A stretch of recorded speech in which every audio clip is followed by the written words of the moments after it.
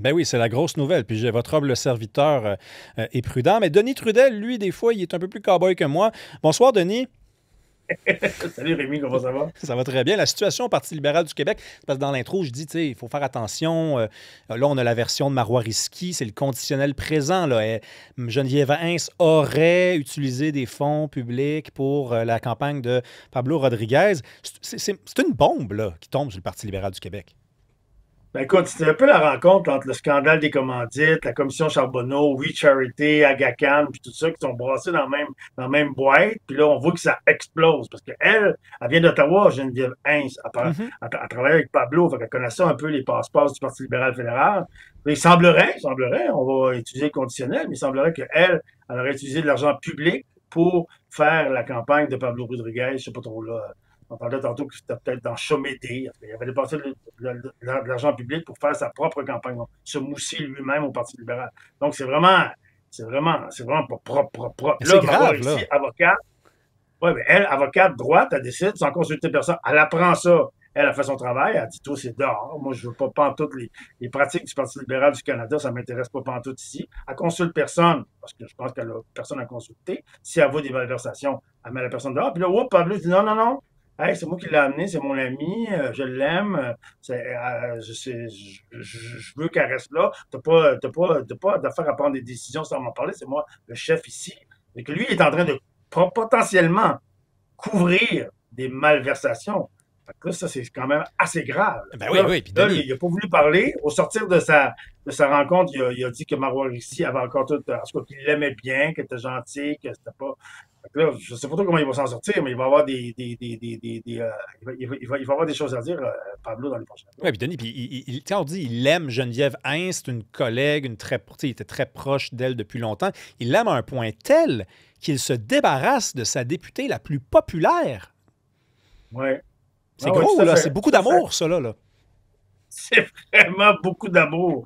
Écoute, je sais pas trop comment ça va aboutir. Tu sais, elle, Marois, bon, en plus, là, ils ont parlé, ils l'avaient suspendu, il l'a pas expulsé. Là, j'ai entendu que elle, Marois Rixi, est arrivée à la rencontre avec Pablo Rodriguez cet après-midi ou ce matin, avec sa lettre de démission dans son attaché-caisse, prête à démissionner maintenant. Elle est sortie de là, elle était juste suspendue. Donc, est-elle encore là? Elle est encore au Parti libéral? Elle va-tu siéger comme indépendante?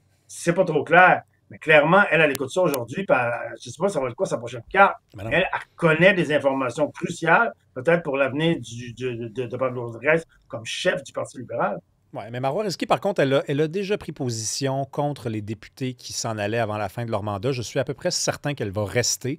Donc, sa lettre indiquait peut-être qu'elle démissionnait du caucus. Là, elle a été expulsée. Le chef paraît mieux. Il assume une certaine forme d'autorité. Bon, explorons les scénarios hypothétiques, là. Peut-être que cette chronique, Denis, malheureusement, va mal vieillir. Là, si demain on apprend que tout le monde est redevenu copain-copain, ben, on s'en reprendra la semaine prochaine, mon cher Denis. Mais mettons que ça chire. Là. Est-ce que ça pourrait aller jusqu'au départ de Pablo Rodriguez?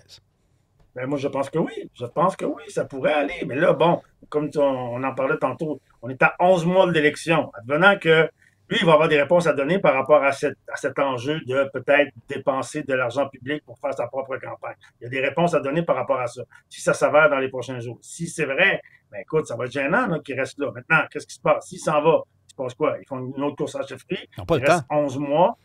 Hein? Ils n'ont pas le temps. Ben, ils n'ont pas le temps. Ils en ont fait une à Ottawa l'année passée. Ça a pris 2 mois. Bing bang. Carney, il n'était pas chef. Trudeau a démissionné le 6 janvier. Puis dans le 15 mars, il y avait un nouveau chef, 2 mois et demi plus tard. Donc ça se peut. La chose se peut.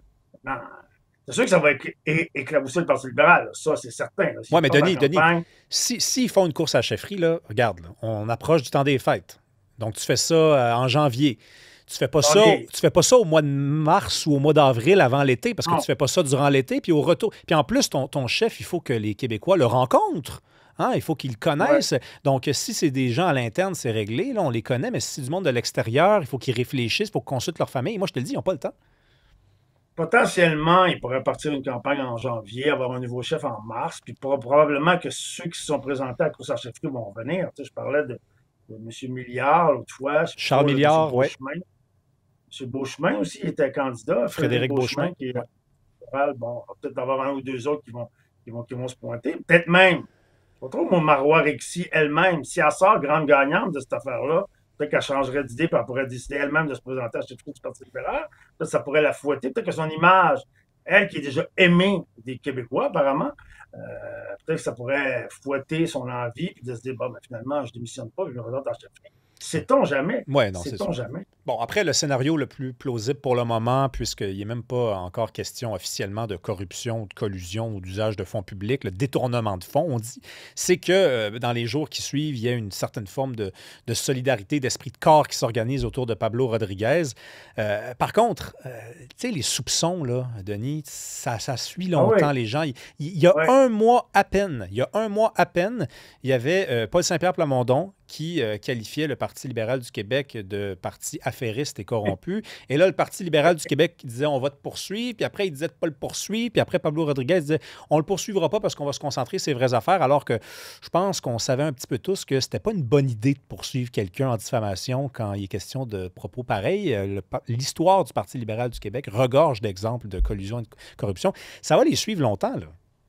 ben, c'est ça, en fait. Le scénario le plus probable reste quand même que Pablo Rodriguez va rester là, mais ça va entacher son image. Là, il va avoir probablement quelques jours, voire quelques semaines à se dépêtrer dans cette affaire-là.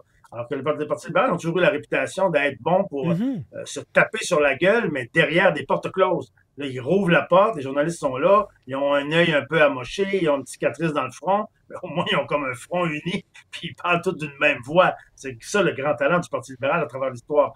Peut-être que c'est ça qui va arriver aussi. On va continuer avec Pablo, mais ça donne pas une bonne image. Ça, c'est certain que ça donne pas une bonne image. C'est clair que la image entre le Parti libéral du Canada et le Parti libéral du Québec en ce moment, ça marche pas trop. Hey Denis, ça fait 7 minutes qu'on parle, puis j'ai réalisé, je l'ai trouvé, le prochain chef du Parti libéral du Québec. Il s'appelle Denis Trudel. Ça t'intéresse-tu? Ouais, penses-tu que ça m'intéresse, tu penses, ouais.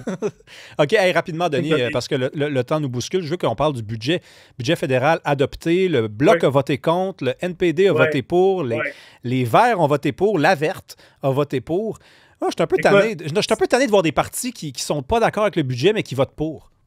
ben voilà, c'est ça que je m'en allais te parler, c'est du cynisme total. Tu sais, on a vu Mme May qui a fait une vidéo où elle prend le budget, elle le jette à terre, puis elle pile dessus. Ben Là. Il y a une oui. semaine dessus. Elle a fini par voter pour. Moi, les NPD, j'ai entendu Alexandre Boulris dire c'est un budget qui n'a pas de bon sens, il n'y a rien pour le vrai monde, il n'y a rien en logement, on ne sait pas trop ce qui va arriver. Tu sais, moi, je les ai vus, les NPD, là, déchirer leur chemise sur l'environnement, notamment dans des budgets dans les années passées, puis 5 minutes après, voter pour des budgets. Donc, le NPD, ils recommencent le même cirque qu'ils ont fait pendant 4 ans, puis ça ne les a pas servi, c'est-à-dire de déchirer leur chemise, dire c'est mauvais, mais de continuer à les appuyer. Puis les conservateurs, la même affaire. Les conservateurs, la même affaire. On a vu des images très troublantes de députés conservateurs cachés derrière les rideaux, Oui, j'ai vu ça. attendant d'être sûr que le NPD va voter va, vont s'abstenir de voter, être sûr que le budget va passer pour se pointer. Andrew Scheer s'est pointé pour dire, OK, finalement, mon vote n'a pas été enregistré, ça n'a pas rentré dans mon téléphone. Donc, les conservateurs non plus ne voulaient pas. Donc, publiquement, les conservateurs disaient, ça n'a pas de bon sens, c'est un gouvernement qui n'a pas de sens, les dépenses, les déficits, pour le Canada, c'est pas bon, il n'y a rien pour aider l'abordabilité pour les gens, mais ils ont voté, ils sont arrangés pour que le budget passe quand même. Le seul parti qui s'est tenu debout, il faut le mentionner, c'est le Bloc québécois. Le Bloc québécois avait 6 demandes, aucune qui ont été dans le budget. Tu sais, il aurait été parlable, hein? S'il y en avait 6 demandes, s'il y avait eu une ou deux demandes qui avaient été dans le budget, notamment le remboursement du 800 millions sur la taxe carbone ou peut-être l'augmentation de la pension de vieillesse pour les aînés, je suis persuadé que le Bloc québécois aurait mis de l'eau dans son vin. S'il y en avait eu 2 des 6, peut-être. Là, il Mhm. n'y en a pas eu une. Ils ont voté contre. Bingo, ils ont été cohérents. Ça, moi, j'admire ça, mais le cynisme en politique, moi, je suis vraiment tanné. Ouais, mais là, en plus, quand on a l'NPD qui dit nous, on est contre, mais on veut pas aller en élection. Personne veut aller en élection. Tu te dis, c'est surtout vous qui ne veulent pas aller en élection. Il n'y a plus une scène dans votre compte, puis ça prend du gaz pour mettre dans l'avion pour faire Flin Flon, Winnipeg. Ça, c'est sûr, ça se Ça, fait pas à pied. c'est un argument qui dure 2 jours. En campagne électorale, le parti qui a lancé la campagne électorale, 2 jours après, les gens n'en parlent plus. C'est une fausse excuse, ça. Une fausse excuse pour ne pas être en accord avec tes convictions. Merci beaucoup, Denis Trudel. On se reparle la semaine prochaine. Ça fait plaisir, Rémi. Salut.